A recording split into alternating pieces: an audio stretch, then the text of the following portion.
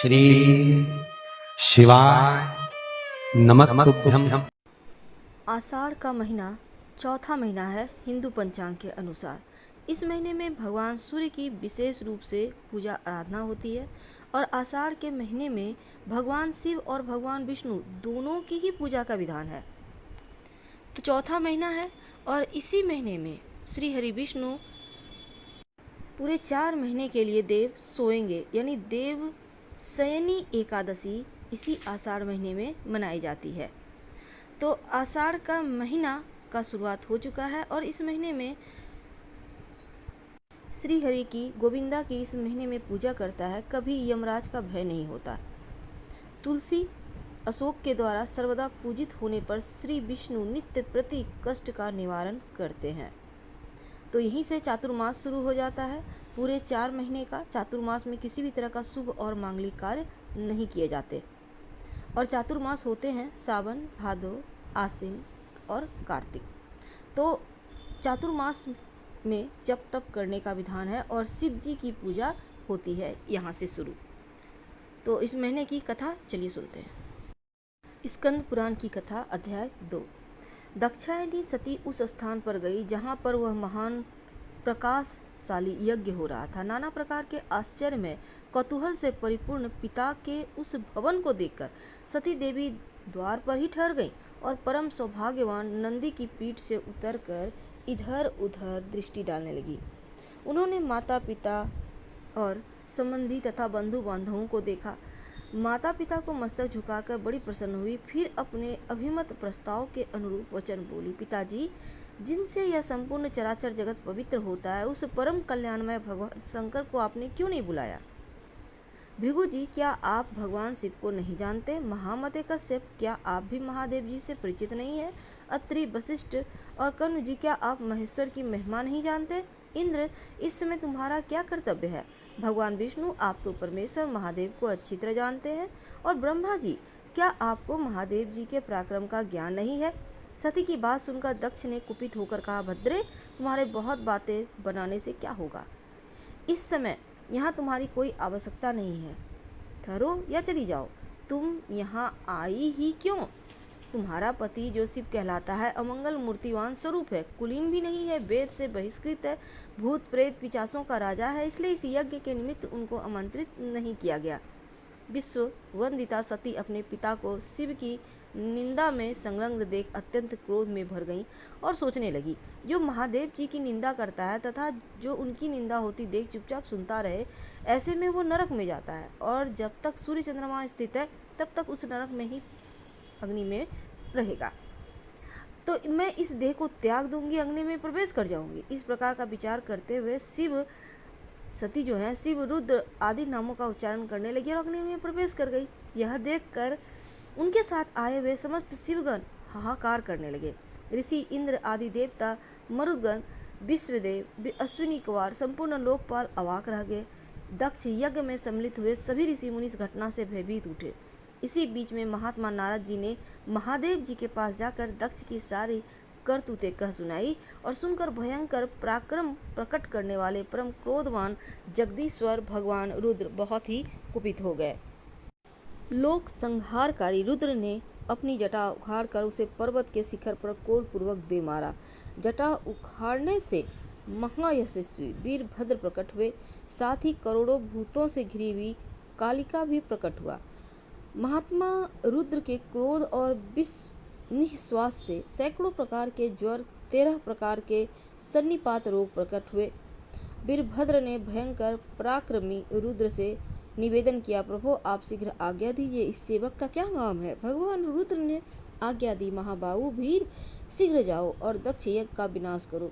देवाधिदेव शूलपाणी महादेव जी की यह आज्ञा सिरधार्य करके महातेजस्वी वीरभद्र समस्त भूतों से घिरे हुए दक्ष यज्ञ की ओर चल दिए। उनके साथ कालिका देवी भी थी। उसी समय दक्ष के यहाँ सहसा अपशकुन प्रकट होने लगा। धूल और कंकरों से भरी हुई रुक्ष वायु चलने लगी।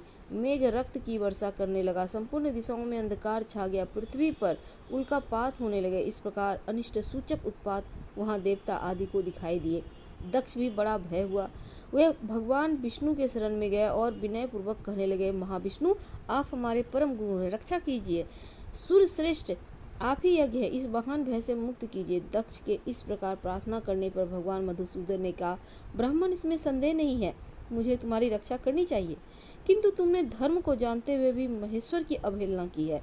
महेश्वर की अवज्ञा तुम्हारा सब कुछ निष्फल हो जाएगा। जहाँ अपूज्य व्यक्तियों का पूजन होता है, पूजनीय महात्मा का पूजन नहीं किया जाता, वहाँ संकट अवश्य आता है। दुर्भिक्ष, मृत्यु, भय, इसलिए सब प्रकार से यत्न करके भगवान शंकर को मनाना चाहिए। तुम्हारे यज्ञ में महेश्वर का सम्मान नहीं किया गया, इसलिए तुम ऐसा देख रहे हो, तुम्हें भय उत्पन्न हुआ है। भगवान विष्णु का यह वचन सुनकर दक्ष चिंतित हो गए, उनका मुंह सूख गया। इतने में ही अपनी सेना से घिरे हुए महातेजस्वी वीरभद्र भी आ पहुंचे।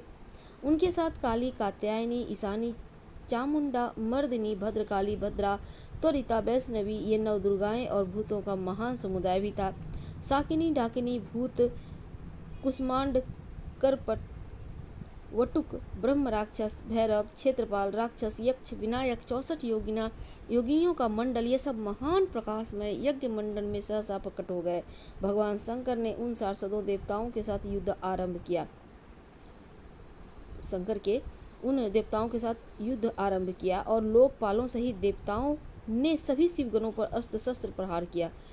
लाखों की संख्या में थे, तथापि इंद्र आदि लोकपाल उन्हें रण से विमुख कर दिया और उस समय देवताओं की विजय और यजमान के संतोष के लिए महर्षि भृगु ने शिवगणों के प्रति उच्चाटन का प्रयोग किया। इसी से उस समय देवता विजयी हुई। अपने सैनिकों की पराजय देखकर वीरभद्र को बड़ा क्रोध हुआ।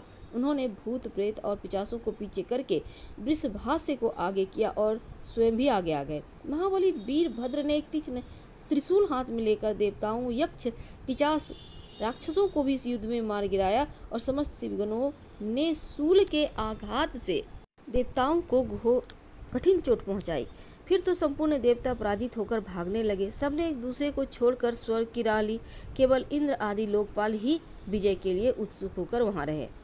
बारंबार बृहस्पति जी से पूछते थे, गुरुदेव, हमारे विजय कैसे होगी? तब बृहस्पति देव ने कहा, भगवान विष्णु जो बात बहुत पहले ही कह दी थी, वह आज सत्य है।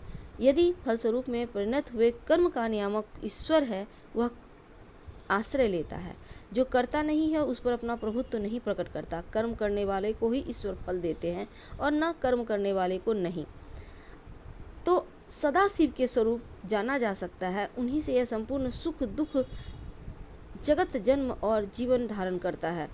इंद्र, तुम मूर्खता और लोलुप का कारण बस इस लोकपाल के साथ यहाँ आ गए। बताओ तो इस समय क्या करोगे? ये परम शोभायमान गण भगवान शिव के किंकर हैं, वे ही इनके सहायक हैं। वे महाभाग कुपित होकर जब संहार आरंभ करते हैं तो किसी को शेष नहीं छोड़ते।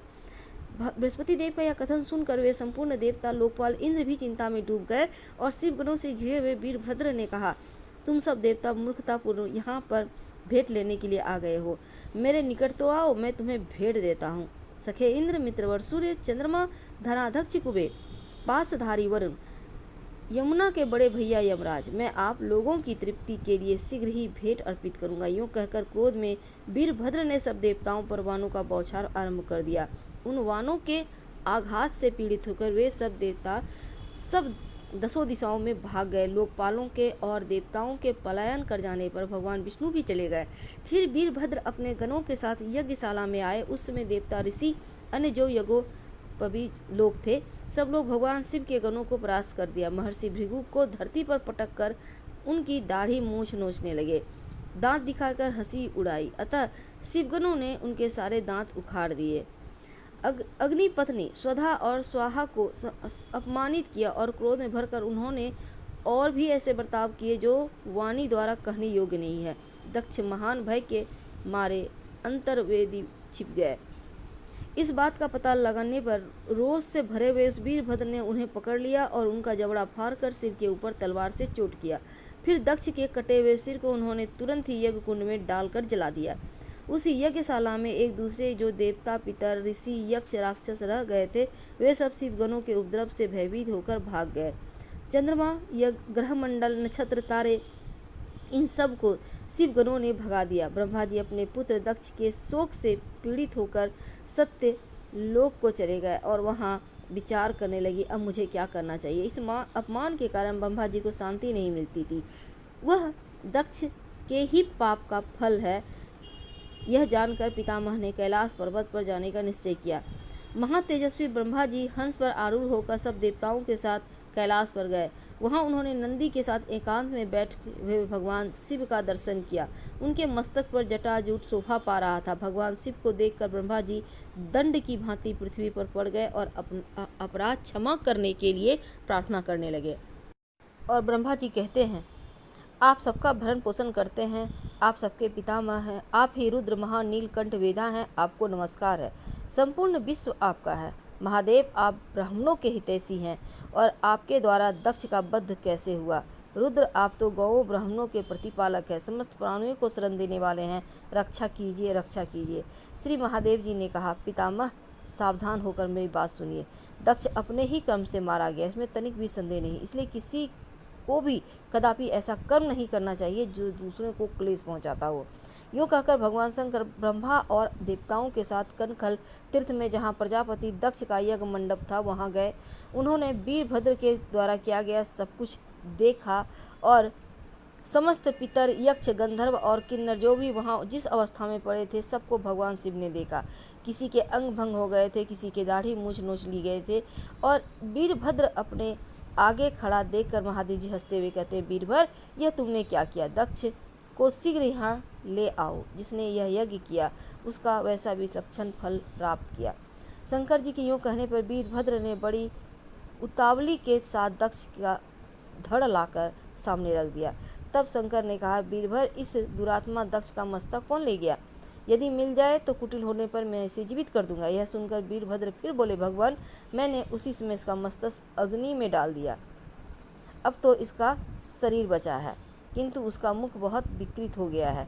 यह सब बातें जानकर भगवान शिव ने भयंकर मुख की और जिसमें दक्ष को धड़ से जोड़ दिया। इस प्रकार भगवान शंकर की कृपा से दक्ष को नया जीवन मिला और दक्ष अपने सामने भगवान रुद्र की उपस्थिति देख लज्जा से गड़ गए। दक्ष बोले, सबको वर देने वाले श्रेष्ठ भगवान शंकर को मैं प्रणाम करता हूँ।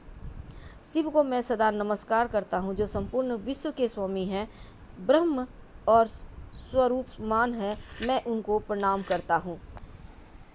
भगवान शिव उनको क्षमा कर वहीं कनखल तीर्थ में रहने का आदेश देकर अपने निवास स्थान कैलाश पर्वत पर चले गए। फिर ब्रह्मा जी भी भृगु आदि संपूर्ण महर्षियों को आश्वासन देकर वे भी अपने चले गए। तो आप सर्वदा प्रयत्न करें कि भगवान शिव की आराधना करें। हम आपसे फिलहाल विदा लेते हैं। अगला कहानी तीसरे भाग में। धन्यवाद। फिर मिलेंगे। प्लीज़ लाइक कर सब्सक्राइब।